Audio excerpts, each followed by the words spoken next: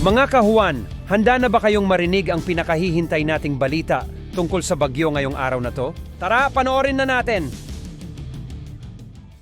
Magandang umaga po sa ating lahat. Narito po ang ating weather update. Tatlo po ang weather system ang nakakapekto sa ating bansa. Itong northeast monsoon o amihan, shear line at itong easterlies. Dahil dito, makakaranas pa rin tayo ng mga kalat-kalat na pagulan sa malaking bahagi po ng Luzon.